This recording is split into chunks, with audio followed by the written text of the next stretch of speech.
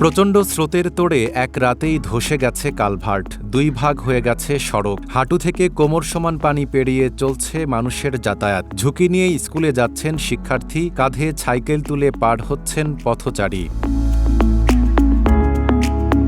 কুড়িগ্রামের ফুলবাড়ী উপজেলার নাওডাঙ্গা ইউনিয়নের গোরকমণ্ডল এলাকায় এমন চিত্র দেখা গেছে। কয়েকদিনের টানা বৃষ্টি ও উজান থেকে নেমে আসা ঢলে ধরলা নদীর পানি বেড়ে যাওয়ায় কালভার্টটি ধসে পড়ে। এতে ৩টি আশ্রয়ণ প্রকল্প, একটি মাদ্রাসা, একটি সরকারি প্রাথমিক বিদ্যালয় সহ প্রায় ৫ শতাধিক পরিবার যোগাযোগ বিচ্ছিন্ন হয়ে পড়েছে। খুব সমস্যা হয়েছে টাঙ্গেরে। নাতিক প্রতিদিন স্কুলে নিয়ে থুয়ে আসা নাকি, ফির স্কুল নিয়ে আসা নাকি, এখন কোন দিক দিয়ে কিভাবে যাবো না যাবো তার আসে না, খুব কষ্টে পড়ে আছি আর কি। ভিটামিন ই ও সি সিরাম, 8টি প্রাকৃতিক অয়েল সমৃদ্ধ লিলি সিরাম অয়েল, যা চুল পড়া কমায় মাত্র 30 দিনে। ঢল্লা নদীর থেকে পানি এসে এরকম রাস্তা ভেঙে এরকম খাল হয়ে গেল। এরকম বাচ্চা কাচ্চা স্কুলে যাবে, তারপরে আমরা বাজার ঘাট করব, আমরা কোথাও যাইতে পারতেছি না।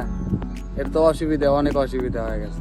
রাত বিরত এইভাবে আমরা এরকম সাইকেল ঘাড়ে করে নিয়ে আমরা এইভাবে পার হয়ে যাই। স্থানীয়দের অভিযোগ, স্বল্প দৈর্ঘ্যের কালভার্ট দিয়ে পর্যাপ্ত পানি নিষ্কাশন না হওয়ায় তীব্র স্রোতেই সড়ক ভেঙে গেছে। দ্রুত একটি স্থায়ী সেতু নির্মাণের দাবি জানিয়েছেন তারা। পশ্চিম পাশে বেরিবেদ ভেঙে যাওয়ার কারণে এখানে পানির চাপটা খুব হয়। এখানে ছিল এটা একটা ইউডোরেনের মতো কালপাট ব্রিজ, কিন্তু এই ব্রিজ দিয়ে এখানে হয় নাই বা হবেও না।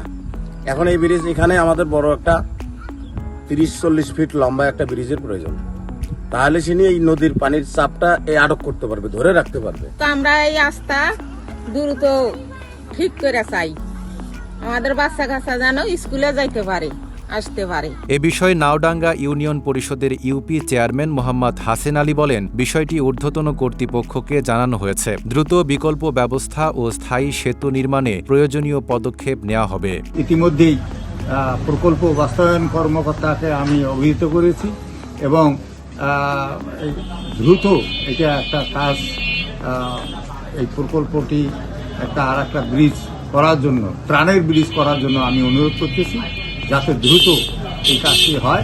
যোগাযোগ বিচ্ছিন্ন হয়ে চরম দুর্ভোগে পড়েছেন শত শত মানুষ। এখন এলাকাবাসীর একটাই দাবি, অস্থায়ী নয়, দ্রুত একটি টেকসই সেতু নির্মাণ করে স্বাভাবিক যোগাযোগ ফিরিয়ে আনা হোক। Desk report, Dhaka post.